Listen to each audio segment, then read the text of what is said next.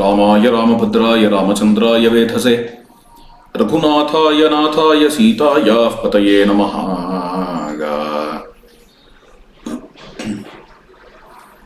சீதாதேவிய காட்டுல கொண்டு போய் விட்டுட்டு லக்ஷ்மணர் திரும்பி வரார். சில குழந்தைகள்லாம் வால்மீகி ஆசிரமத்து குழந்தைகள் காட்டுல தேவி நிக்கிறத பார்த்துட்டு வால்மீகி முனிவர் இடத்துல போய் சொல்ல, சாட்சாத் வால்மீகி முனிவரே, பெரிய குலபதி அவரே கிளம்பி காட்டுக்கு வந்து சீதாதேவியை சுவாகதம் பண்ணி தன்னுடைய ஆசிரமத்துக்கு அழைச்சிட்டு போனார். குலபதி அப்படின்னாலே தெரியும், ஆசிரமம்னா சிறிய குடில் இல்லை, குலபதியினுடைய ஆசிரமம். அது பார்த்தீங்கன்னா நிறைய குடில் இருக்கும் ஆசிரமத்துக்குள்ள. அங்கங்க சிஷ்யாள் இருப்பா, அவாவா ஒவ்வொரு சாதனை பண்ணிட்டு இருப்பா. அது எல்லாத்துக்கும் கைடு பண்ணிட்டு இருக்கிறவர் தான் குலபதி. அகஸ்தியர் மாதிரி, மதங்கர் மாதிரி அவளுக்கு தான் குலபதி என்று பெயர். அது மாதிரி இருக்கக்கூடியவர் வால்மீகி பகவான். அதனால ஆசிரமம்னா ஒரு குடில்னு நினைச்சுக்க வேண்டாம், ஒரு பெரிய கேம்பஸ் இருக்கும், அதுல 40-50 குடில் இருக்கும்.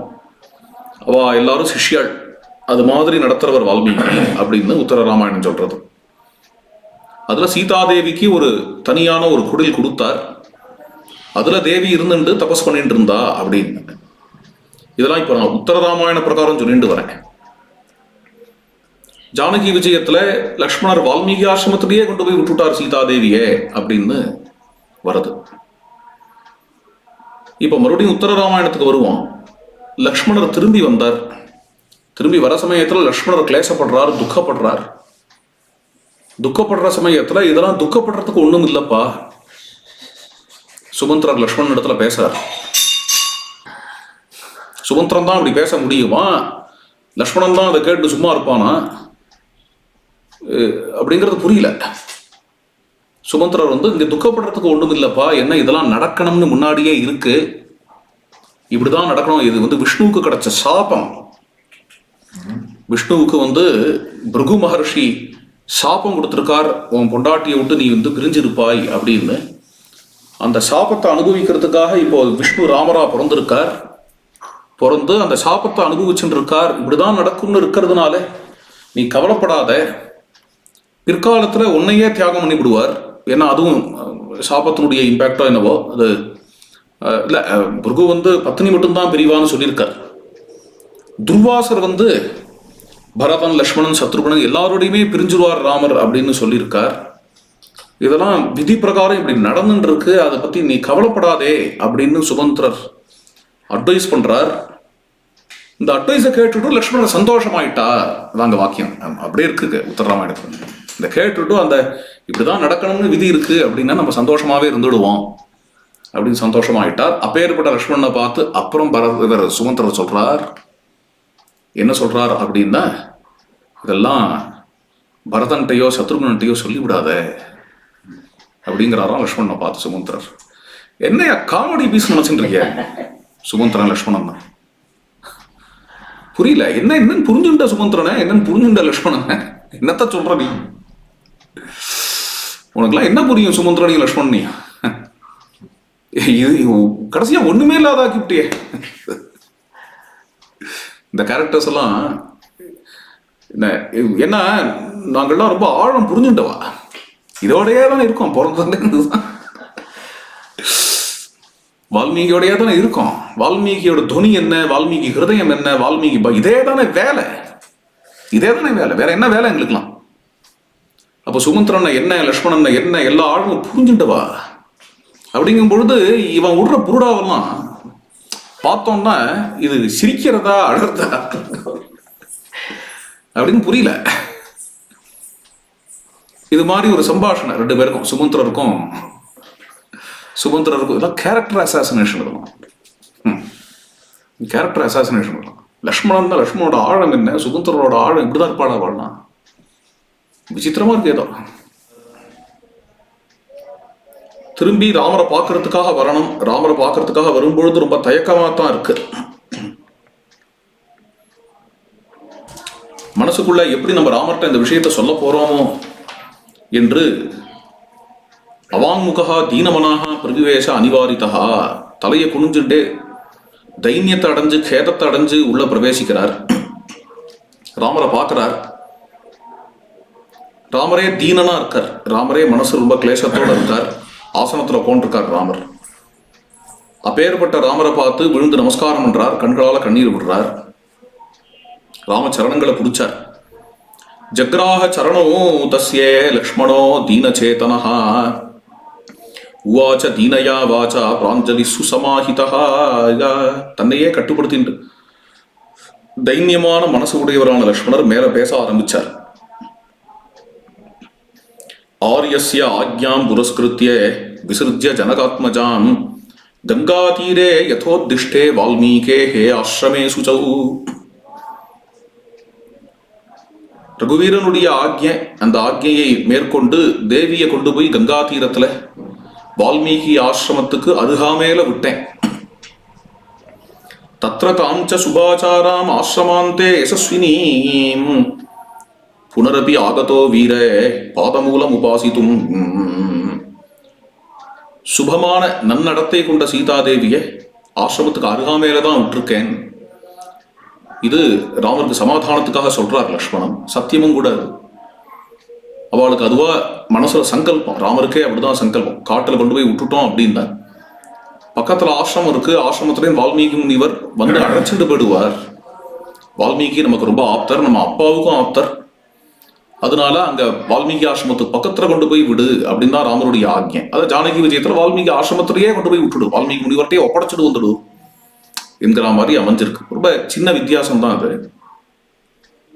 அதனால அங்க போய் விட்டுட்டு வந்துட்டேன் என்று லக்ஷ்மணர் சொல்றார். இது சொல்லிட்டு இது சொன்னதுக்கு ராமருடைய ரியாக்ஷன் என்ன அப்படிங்கிறத பத்தி உத்தரராமாயணத்துல எதுவும் கொடுக்கப்படலை. ஆனால் லக்ஷ்மணன் வந்து ராமரை சேவிக்கும் பொழுது ஒரு வார்த்தை, தைன்யமா இருக்கார் ராமர் அப்படிங்கிற வார்த்தை இருக்கு. அந்த தைன்ய நிலையை ராமர்கிட்ட இருக்கிறத பார்த்துட்ட லக்ஷ்மணன் மேல சொல்றார் ராமரை பார்த்து, மா சுச்சஹா புருஷ வியாக்ர காலஸ்ய கதி ரீதிருஷி. ராமரை பார்த்து சொல்றாரு, அண்ணா கவலைப்படாதேங்கோ, காலத்தினுடைய கதி, காலத்தினுடைய போக்கு இப்படி இருக்கு. தொத்விதா நஹி சோச்சந்தி புத்திமந்தோ மனஸ்வினஹா. உங்களை போல தைரியசாலிகள் அறிவாளிகள் சோகப்படக்கூடாது. அதுக்கடுத்தது பிரசித்தமான அயோத்தியா காண்ட ஸ்லோகம், அதுவே இங்க வருது. சர்வேக்ஷயாந்தாக நிச்சயாக பதனாந்தாக சமுச்ரயாக சம்யோகா விப்ரயோகாந்தாக மரணாந்தம் ச ஜீவிதம். சேர்க்கறதெல்லாம் செலவழிகிறதுல முடியும், மேலே ஏறறதெல்லாம் கீழே விழுறதுல முடியும். சேர்றவாள்லாம் பிரியறதுல தான் முடிவார்கள், பிறக்கிறவாள்லாம் சாகிறதுல முடிவார்கள். தஸ்மாத் புத்திரேஷு தாரேஷு மித்ரேஷு ச தனேஷு ச நாதி பிரசங்கா கர்த்தவியா விப்ரயோகோ ஹி தைர்துருவம். அதனாலேயே பிள்ளைகளிடத்திலேயோ மனைவிமார்களிடத்திலேயோ நண்பர்களிடத்திலேயோ காசு பணத்திலேயோ அதிகமா ஆசை வைக்கக்கூடாது. நிச்சயமா அவளோட பிரிவு என்று ஒன்று ஏற்படும். சக்தஸ்துவம் ஆத்மனா ஆத்மானம் வினேதும் மனசைவஹி லோகான் சர்வான்ஸ் சகாகுஸ்த கிம் புனஹா சோகம் ஆத்மனஹா.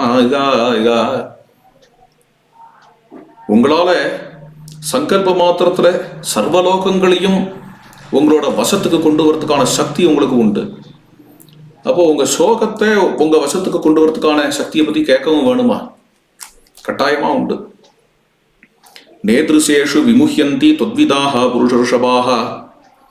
இது மாதிரி விஷயங்கள்ல உங்களை போன்றவர்கள்லாம் மோகத்தை அடையக்கூடாது. அபவாத சகிலதே புனரேஷ்யதி ராகவா. அபவாதத்திலேருந்தோ உங்களால தப்பிக்கவே முடியாது.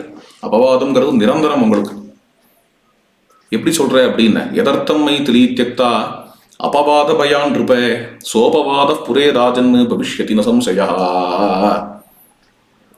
எந்த அபவாத பயத்துக்காக சீதாதேவி தியாகம் பண்ணேடோ அந்த அபவாதம் மறுபடியும் பெருசா கிளம்ப போறது. எதுனால என்ன? சீதாதேவி தியாகம் பண்ணதுனால. சீதாதேவி தியாகம் பண்ணதுனால இன்னுமே நன்னா இந்த அபவாதம் வளர போறது. அபவாதத்துக்கு பயந்துட்டு தான் தேவியை கொண்டு போய் விட்டது. தேவியை விட்டதுனால அபவாதம் இன்னும் ஜாஸ்தியே வளரும். இந்த இடத்துல பல்ராம் தாஸ் ஒடியாவில் ராமாயணம் எழுதினவர், ஜக்மோகன் ராமாயணம்னு பேர், ரொம்ப பிரசித்தமான ராமாயணம். இந்த இடத்துல இன்னுமே விளக்கி சொல்றார். என்ன சொல்றார் அப்படின்னு, சீதாதேவி அனுப்பிச்சாச்சு, இனிமே ஜனங்கள்லாம் தன்னை பத்தி குறை பேசாத இருக்காளா அப்படின்னு பார்க்கணுங்கிறதுக்காக ராமச்சந்திர பிரபு ஒற்றர்கள் அனுப்பிச்சாராம், சாரர்கள் அனுப்பிச்சாராம். சாரர்கள்லாம் போயிட்டு வந்தாலாம். உடனே ராமர் கேட்டாராம் சாரர்களை பார்த்து, என்ன நடந்துட்டு இருக்குப்பா அயோத்தியால, என்ன பேசுறா ஜனங்கள்லாம் என்ற உடனேயே சாரர்கள்லாம் சொன்னாலாம், அயோத்தியால ஏதோ ஒரு 4 துஷ்டாள் இருப்பா, அவ பேசிட்டு இருந்தா, இன்னும் சீதையை ராமர் வச்சுட்டு இருக்காருன்னு பேசிட்டு இருந்தா. அதை கேட்டுட்டு அதை மதிச்சு நீங்க சீதாதேவி கொண்டு போய் விட்டேள் காட்டுல. இப்போ அயோத்தியால உள்ள எல்லா சாதுக்களும் ரொம்ப அப்ரீதியா இருக்கா, சீதாதேவியை கொண்டு போய் விட்டுட்டார் ராமர், இது மாதிரி ஆயிடுத்தே அப்படின்னு மனசுல ரொம்ப கேதத்தோடையும் கோபத்தோடையும் இருக்கா. அந்த 4 துஷ்டாள், அந்த நாள்ல சாதுக்கள்லாம் உங்களை கொண்டாடிட்டு இருப்பா, அந்த 4 துஷ்டாள் பேசிட்டு இருந்தாலே அந்த 4 துஷ்டாள் இப்போ ரொம்ப சந்தோஷமா இருக்கா, அவளுக்கு நன்னா பிரீத்தியை பண்ணிவிட்டேள் நீங்க அப்படின்னு அந்த சாரர்கள் சொன்னா. அப்படி இந்த ஸ்லோகத்துக்கு வியாக்கியானம் மாதிரி விளக்கம் மாதிரி கொடுக்குறார் பல்ராம்தாஸ். ஆஹா, அபவாதம் நீங்கல அப்படிங்கிறது, எந்த அபவாதம் நீங்கணுங்கிறதுக்காக காட்டுக்கு தேவி அனுப்பப்பட்டதாக சொல்லப்படுகிறதோ இந்த கதையில, அந்த அபவாதம் தேவியை அனுப்பியும் நீங்களை அப்படிங்கிறது தான் இங்க விஷயம். இதுக்கெல்லாம் என்ன பதில்னு தெரியல. இதுக்கெல்லாம் எப்படியா இருந்தாலும் அபவாதம் இருக்க போறது. முன்னாடி இருந்த அபவாதம் சீதையை சேர்த்து வச்சுட்டு இருக்காருங்கிற அபவாதம் துஷ்டாள்கிட்ட இருந்து, சீதையை தியாகம் பண்ணியாச்சு, ஸ்ருதி விரோதமா ஸ்மிருதி விரோதமா மனசாட்சி விரோதமா சீதாதேவியை தியாகம் பண்ணியாச்சு அப்படிங்கிறது 4 துஷ்டாளுக்கு அவள்கிட்ட அபவாதம் நீங்கணுங்கிற ஒரே காரணத்துக்காக தியாகம் பண்ணியாச்சு. அப்படிங்கும்போது சாதுக்கள்கிட்டேருந்து அபவாதம் பெருசா வரப்போறது அப்படிங்க இவ்வளோ ஒரு முட்டாள்தனமான ஒரு காரியம் தெரிய. சிம்பிள் லாஜிக் இது. சாதுக்கள்கிட்டேருந்து அபவாதம் வருங்கிறது தெரியாதா? இது ஒரு துஷ்டாள்கிட்டேருந்து அபவாதம் குறையணுங்கிறதுக்காக சாதுக்கள்கிட்டேருந்து யாராவது அபவாதத்தை வாங்கிப்பாளா? இது கூட தெரியாதவரா ஒருத்தர் இருப்பாரா? அதுவும் யுத்தகாண்டம் வரைக்கும் உள்ள ராமாயணத்துல, மூல ராமாயணத்துல எவ்வளவு தூரம் எப்பேற்பட்ட மேதாவி ராமச்சந்திர பிரபுங்கிறவர், இதை கூட திங்க் பண்ணி பார்த்துருக்க மாட்டாராங்கிறது யோசிக்க வேண்டிய விஷயம். ஸ்மிருதிமானு பிரதிபானவானு வேத வேதாங்க தத்துவஜா சர்வசாஸ்திரார்த்த தத்துவஜாங்கிறதுக்கெல்லாம் என்ன அர்த்தம்? அபாரமான வேத மேதாவிலாசம்லாம் பேர் ராமர். உத்தரோத்தர யுக்தினாம் வக்தா வாசஸ்பதிரியதா. அவ்வளோ பெரிய மேதாவியான ராமச்சந்திர பிரபு இதை கூட அபவாதத்தை போக்கிக்கணுங்கிறதுக்காக இந்த காரியத்தை ஒரே ஒரு காரணம் தானே சொல்றா, அபவாதத்தை போக்கிக்கணுங்கிறதுக்காக இந்த காரியத்தை செய்தார்னு. அதுவே அபவாதம் நீங்களையே அப்படிங்கிற ஒரு பாயிண்ட் இருக்கு. சத்வம் புருஷசார்தூல தைரியேன சுசமாஹிதா தெஜைனாம் துர்பலாம் புத்திம் சந்தாபம் மா குருஷ்வஹே. ஏ புருஷோத்தமா, நீங்கள் இப்பொழுது உங்க மனசை அடக்கிக்கோங்கோ, இது மாதிரி ஒரு துர்பலமான புத்தியை விடுங்கள், இதனால சந்தாபத்தை அடையாதீர்கள் என்று ராமச்சந்திர பிரபுவினிடத்துல லக்ஷ்மணர் சொல்லுகிறார். அதை கேட்ட ராமர் அதுக்கு மேல சொன்னார், ஏவமேதது நரசிரேஷ்ட யதாவதசி லக்ஷ்மணா. லக்ஷ்மணா, நீ என்ன சொல்றியோ அது அப்படிதான்ப்பா. அது பரிதோஷமே வீர மம காரியானுசாசனே ஏகே. மேற்கொண்டு காரியங்களை கவனிச்சாகணும், அதுக்கான உற்சாகத்தை எடுத்துக்கணும்.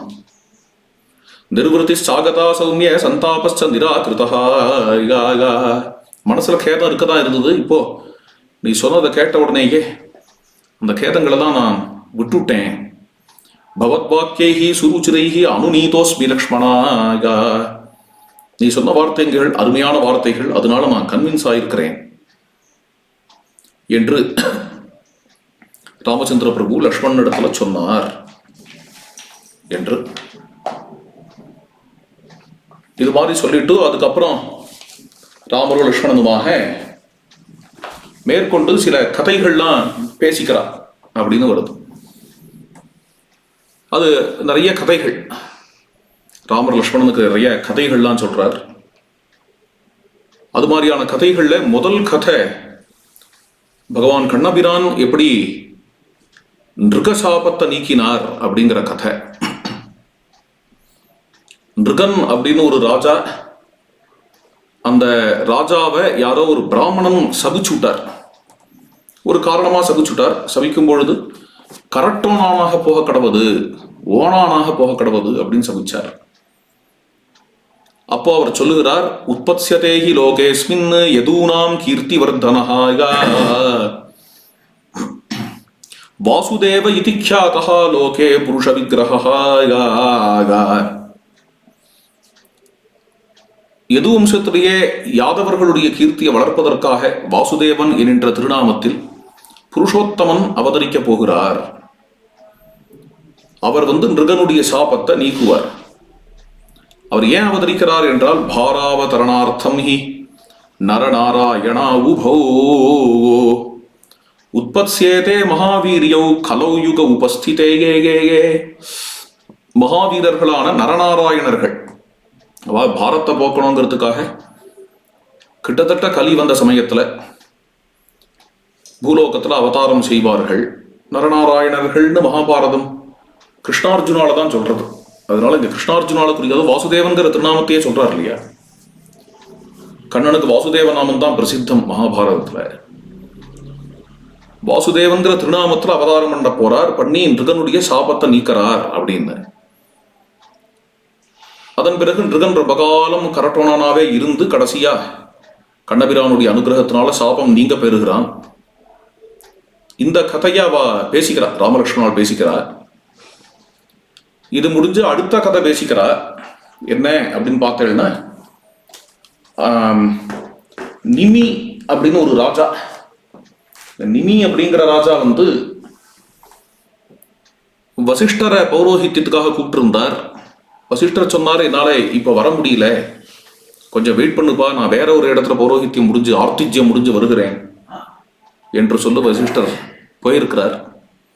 வசிஷ்டர் வரத்துக்கு நேரம் ஆறுதுங்கிறதுக்காக கௌதமரை இங்கே ஆர்த்திஜ்யத்துக்காக கூப்பிட்டுட்டார் நிமி. அதனால வசிஷ்டருக்கு கோபம் வசிஷ்டர் நிமியை சபிச்சு விடுறார்.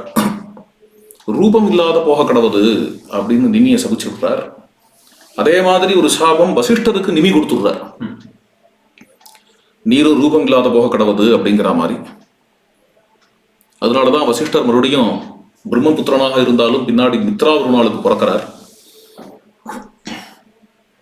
இங்க நிமி ரூபம் இல்லாத போக கடவுள்னு சபிச்சார் இல்லையா, அதுக்கு சாப விமோச்சனமா வசிஷ்டர் ஒரு விஷயம் சொன்னார்.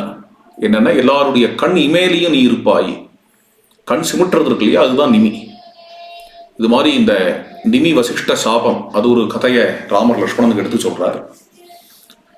இது மாதிரி வரிசையா நிறைய கதைகள் சொல்றா ராமலட்சுமண சம்பாஷணையில. இதெல்லாம் இங்க ஏன் இந்த கதையெல்லாம் இங்க சொல்றா அப்படின்னு பார்த்தேன்னா, ஒரு விஷயம் இருக்கலாம். அதாவது மனசுல உள்ள துக்கத்தை சமணம் பண்ணிக்கணுங்கிறதுக்காக இது மாதிரி பேசிக்கிறா. இப்போ அயோத்தியா காண்டத்துக்கு நடுவில் ஒரு உதாரணத்துக்கு சொல்றேன். காட்டுக்கு போ அப்படின்னு சொல்லிவிட்டா கைகேயி. அங்கேருந்து வரார், கௌசல்யம்மாவோட கிரகத்துக்கு வரார். வந்த உடனே கௌசல்ய புலம்புறா, ராமரும் சமாதானப்படுத்துறார். அப்படிங்கிறத ஒரு 10 ஸ்லோகத்தில் முடிச்சுட்டு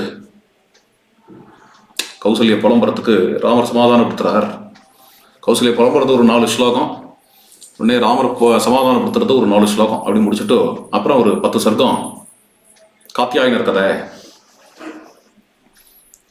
நிமி கதை அப்படின்னு கௌசல்யும் ராமரும் பேசிட்டு இருக்கா அப்படின்னு இருந்ததுன்னா எப்படி இருக்கும் பாருங்க. அது மாதிரி இருந்ததுன்னா எப்படி இருக்கும்? அது மாதிரி இருக்குது இந்த விஷயம். அது மாதிரியா படுறது நார்மலா அது வால்மீகியினுடைய பாணி இல்லை. அது முதல் விஷயம். அதுல என்ன விசித்திரம் அப்படின்னா, பெரிய சர்ப்ரைஸ். இதுதான் பவபூதிக்கு வந்த ஒரு மனசுல ஏற்பட்ட ஒரு தாபமாக இருந்திருக்கணும். ரொம்ப பெரிய சர்ப்ரைஸ் அது, எதிர்பார்க்காத சர்ப்ரைஸ். என்னன்னா, எந்த ராமர் சீதாதேவியை காணலன்னு உடனே பித்து பிடிச்சா மாதிரி காடு முழுக்க அலைஞ்சாரோ, சீதைக்கு என்ன ஆயிருக்குமோ, கவ்யாதங்கள்லாம் ஏதாவது கடிச்சு சின்னாபின்னம் ஆக்கியிருக்குமோ சீதையினுடைய திருமேனிய, காட்டுக்கு நடுவில் இப்படி தேவி காணா போயிட்டாளே அப்படின்னு கதறிண்டு மரத்துக்கு மரம் முட்டிண்டு, மலைக்கு மேலே முட்டிண்டு, பாறைக்கு பாறை, நதிக்கு நதி ஓடிண்டு எனக்கு தெரிஞ்சு எந்த இலக்கியத்திலையும் எந்த கதாநாயகனும், அதுவும் ராமரோட கேடருக்கு இருக்கிறவன், உதாத்த நாயகனா இருக்கிற எந்த கதாநாயகனும் இவ்வளோ தூரம் தன்னுடைய நாயகிக்காக கதறினான் அப்படின்னு எங்கேயுமே வர்ணிச்சதாக எனக்கு தெரியல, எனக்கு தெரிஞ்ச வரைக்கும். அவ்வளோ தூரம் ராமர் இருந்தார் அப்படிங்கிறத இப்போ தேவியை அவரே காட்டுல கொண்டு போய் விட சொன்னார். லக்ஷ்மணர் போய் காட்டுல கொண்டு போய் விட்டுட்டார். திரும்பி வந்தார். திரும்பி வந்த உடனே 4 வார்த்தை சமாதானம், கேதமா உட்காண்டிருக்கும் போது 4 வார்த்தை சமாதானமா சொன்னார். சொன்ன உடனே நீ சொன்னதை நான் ஏத்துட்டேன்ப்பா, நான் வந்து என் கேதத்தெல்லாம் விட்டுட்டேன்னு விட்டார் ராமரும். அப்புறம் 2 பேரும் உட்காந்துட்டு ஒரு 10 சர்க்கம் நிமி வசிஷ்ட சம்பாஷணை, கண்ணபிரான் இப்படி நிருகனோட சாபத்தை போக்கினார் அப்படின்னு பேசிட்டு இருக்கா அப்படின்னு வருது. மாதிரியா வருது அது. அது அவ்வளோ பொருத்தமா இல்லையே. ராமருக்கு அந்த விரக தாபம்ங்கிறது எப்படி இருந்திருக்கும் சீதாதேவியை விட்டு பிரிஞ்சு என்கிறத கொண்டு வந்து கண்ணுக்கு முன்னாடி நிறுத்தணும்னு சங்கல்பிச்சுட்டான் பவபூதி. சங்கல்பிச்சுட்டு அதனுடைய ஒரு மேனிஃபெஸ்டேஷன் தான், அவருடைய ஹிருதயத்தினுடைய மேனிஃபெஸ்டேஷன் தான் அந்த உத்தர ராமச்சரிதம் அப்படிங்கிற ஆச்சரியமான கிரந்தம், மேட்சலஸான கிரந்தம். அதே மாதிரி இங்க ஜானகி விஜயத்துல சீதாதேவி இல்லாம ராமர் எந்த அளவுக்கு உத்கிருஷ்டமான விரகத்துல சிரமப்பட்டார் அப்படிங்கிறது சொல்லப்படுகிறது. அதான் இப்பொழுது பார்க்கலாம். 6வது சர்க்கத்தினுடைய ஆரம்பம்.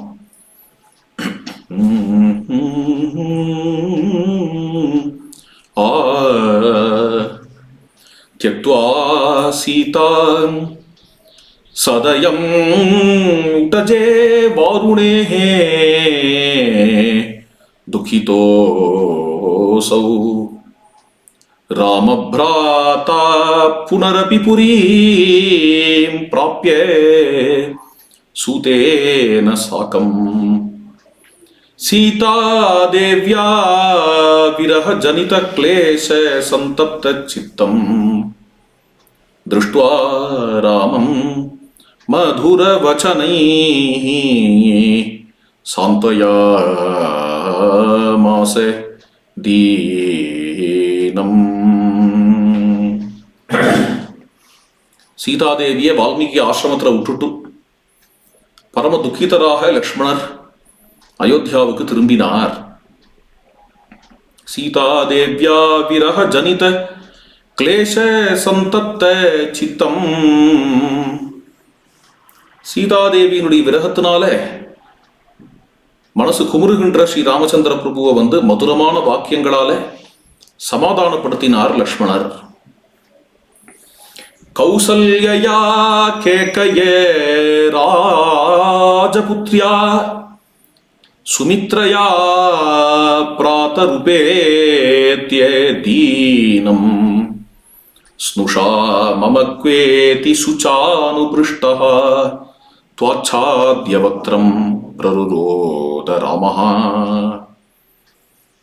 கௌசல்யம்மா, கைகேயம்மா, சுமித்ரம்மா இவர்கள்லாம் கால வேளையில அங்கேருந்து ராமரை பார்க்க வந்து மருமகள் எங்கே, சீதை எங்கே, சீதை எங்கே என்று கேட்கிறார்கள். அப்படி கேட்கும் பொழுது தன்னுடைய முகத்தை மூடிண்டு ஸ்ரீராமர் கதறினார். சீதாதேவி கிளம்பியாச்சு பவனத்தை விட்டு அப்படின்ன உடனே பவனமே சூன்யமாயிடுது. சீதாதேவிக்குன்னு சில சேட்டிமார்கள்லாம் உண்டு, தேவிக்கு கைங்கரியம் பண்றவா கிரகத்துல. சைரந்திரீஹி பிரஜிகாய கோசலபதிஹி சேவார்த்தம் அப்யாகதாஹ மாதுர்வேஷ்ம ததஸ்வயம் விரச்சயன் ஸ்நானாதி கர்மாத்மனः ஏகாகீ பவனே விதேஹதனயாம் ஆராதயன் சேதசாய மௌனேன ஆசே சதா பிருஹத்வ்ரததரஹ சிந்தாகுலஹ ராகவஹ சைரந்திரீஹி பிரஜிகாய கோசலபதிஹி. காலவேளையில மேற்கொண்டு அந்த கிரகத்துல சேவை செய்யறதுக்காக, கிரகத்தை சுத்தி பண்றது, கோலம் போடுறது இத்தியாதி சேவைகளுக்காக அந்த சைரந்திரிகள், சீதாதேவியினுடைய பணிப்பெண்கள், அவள்லாம் வரா. அவ எல்லாருக்கும் தக்க சம்பாவனை கொடுத்து எல்லாரையும் அனுப்பிச்சு விட்டார். இனிமே கௌசல்யமாவுக்கு கைங்கரியம் பண்ணி கொண்டிருங்கள் என்று கௌசல்யா கிரகத்துக்கு அனுப்பிச்சு விட்டார். தனியா என்ன பண்ண போறார் இவ்வளவு பெரிய மாளிகையில அப்படின்னு எல்லா காரியத்தையும் தானே தனியா பண்ணிட்டு இருந்தார். ஸ்நானத்துக்காக வெந்நீர் போட்டுக்கிறதுலேருந்து ஆரம்பிச்சு, எடுத்து வைக்கிறதுலேருந்து ஆரம்பிச்சு, தனக்குன்னு தானே சமைச்சுண்டு, தனக்குன்னு யாரையும் வேலையை பண்ண விடாம தானே தனியாக அந்த கிரகத்துல ஏகாக்கியாக இருக்க ஆரம்பிச்சார். பெரும்பாலும் மௌனத்திலேயே இருந்தார். ராஜகாரியங்கள் செய்யறது என்கிற ஒரு விஷயத்தை தவிர, ராஜகாரியத்துக்கு வேண்டிய பேச்சு சபையில பேசுறதுங்கிறத தவிர மௌனத்துல இருக்க ஆரம்பிச்சார். விதேகத்தனையாம் ஆராதையன்னு சேதசா ஹிருதயத்தினாலே சீதாதேவி ஆராதித்து கொண்டு மௌனத்துல இருக்கிறார். சதா பிருகத் விரதரஹா. பிருகத் விரதம்ங்கிறதுக்கு பிரம்மச்சரிய விரதம்னு அர்த்தம். பிரம்மச்சரிய விரத அத ஊர்தம் பிரம்மச்சரியம். அந்த பிரம்மச்சரிய விரதத்துல இருந்து கொண்டிருக்கிறார் ஸ்ரீ ராமச்சந்திர பிரபு. தசரத தனயாம் விதேக கன்யாயாம் நிஜ ஹிருதி சததம் விசிந்த்ய சீதாம் கலயதி நரதிம் விஷாத மூகஹ சரசே நிருபசபாயா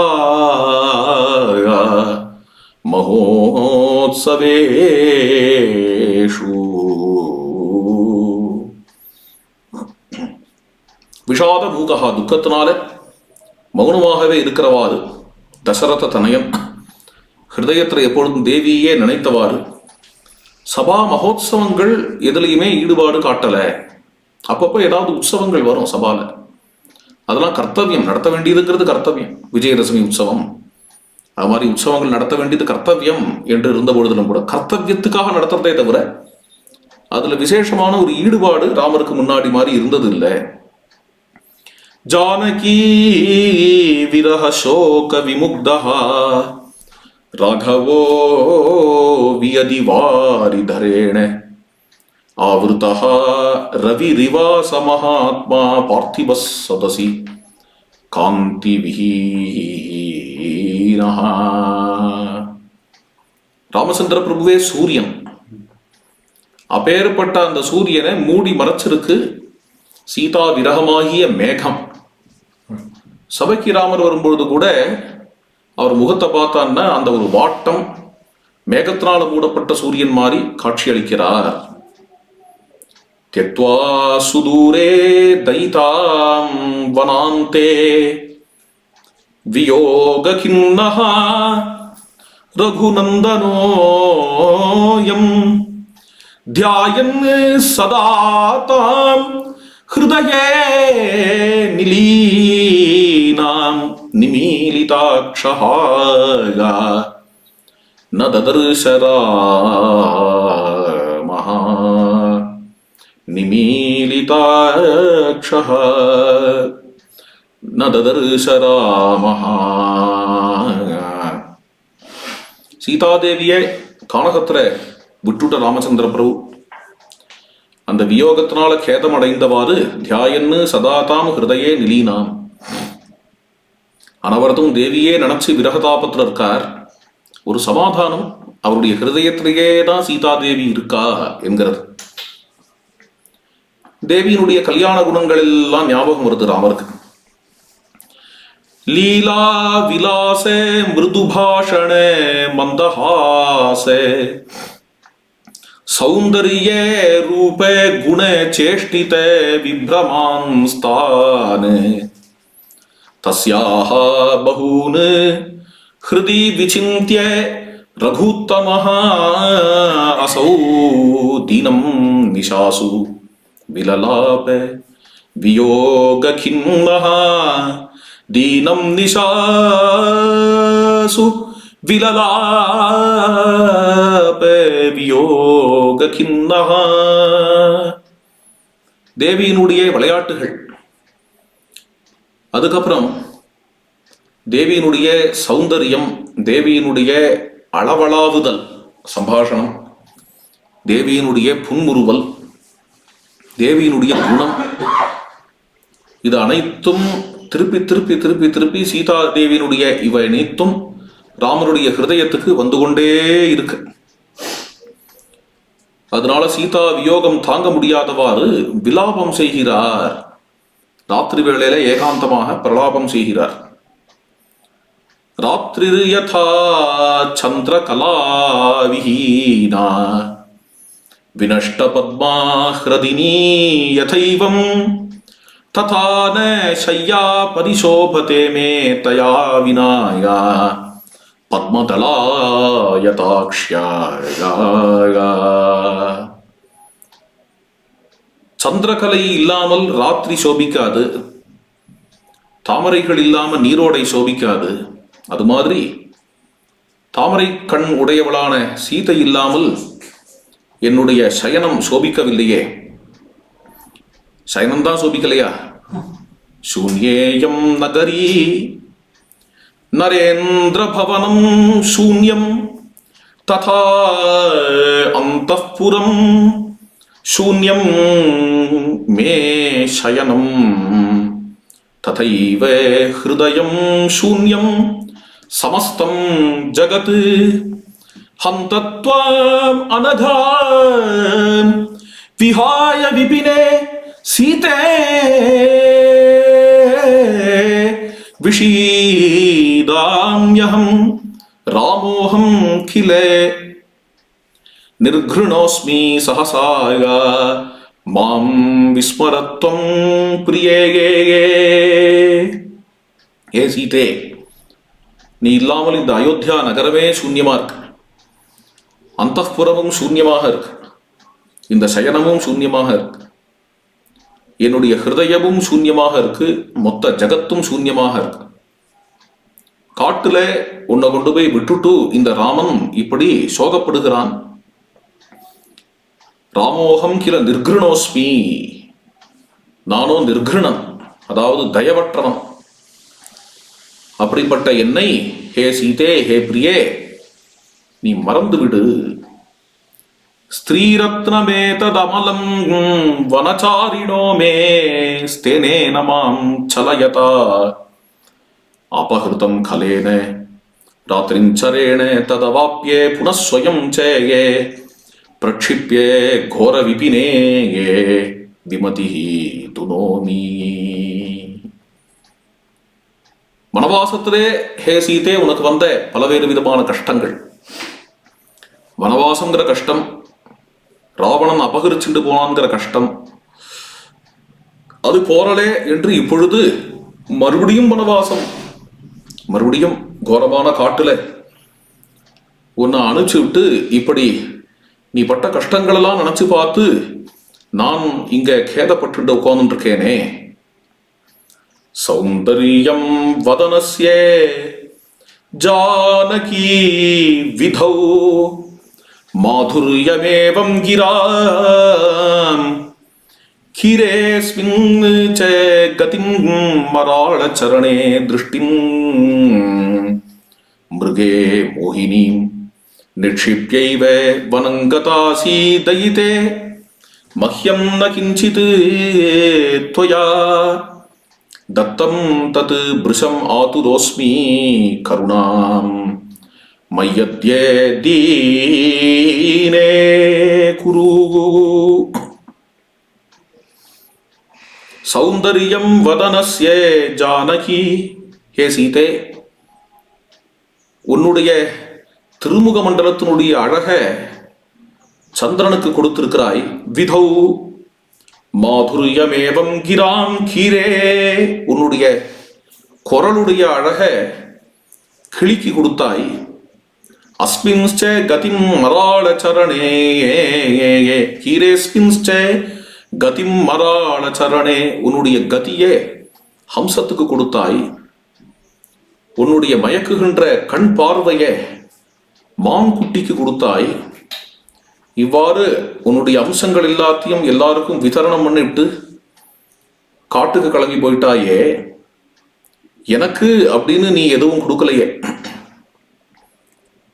என்னுடைய உள்ளத்துல இப்பேற்பட்ட ஒரு கேதம் உன்னை பார்க்கணும் பார்க்கணும் பார்க்கணும் அப்படிங்கிற இந்த ஒரு துடிப்பை என்னுடைய உள்ளத்துல உன்னுடைய அம்சமாக ஸ்தாபிச்சுட்டு நீ காட்டுக்கு கிளம்பினாயோ. கதா வீட்சே சஞ்சச்சிகுரலலிதம் சந்திரசதிருசம் முகம் சீதே பூயः தவ சுனயனம் பாவபரிதம் புனஸ்த்வம் மாமேதத் விரஹ தபன க்ளாந்தம் அதிகம் ருதந்தம் கேஹேஸ்மின் சிசிர வச்சசாய ஜீவயபதிம் கதா வீட்சே சஞ்சச்சிகுர லலிதம். தேவியினுடைய முகாரவிந்தம் எப்படி இருக்கும்னு சொல்றார். அசைகின்ற சுருள் சுருளான அந்த கேசங்களால் அழகியது, தாமரை போன்று மலர்ந்த கண்களை உடையது, பாவபரிதமானது. அப்பேற்பட்ட ஹே சீதே, உன்னுடைய திருமுக மண்டலத்தை நான் எப்பொழுது தரிசிப்பேனோ. ஏதத் விரஹ தபன கிளாந்தம் அதிகம், மேலும் மேலும் வளருகின்ற விரக தாபத்தை உடைய என்னுடைய மனசை, கதறுகின்ற என்னுடைய மனசை மறுபடியும் நல்ல குளிர்ச்சியான வார்த்தைகளால நீ பிழைக்க வைப்பாயாக, எனக்கு உஜ்ஜீவனத்தை தருவாயாக என்று ஸ்ரீராமர் பிரலாபம் பண்றார். மேல இந்த பிரலாபம் போயிட்டு இருக்கு. நாளைய தினம் பார்க்கலாம். ஜானகி காந்த ஸ்மரணம்.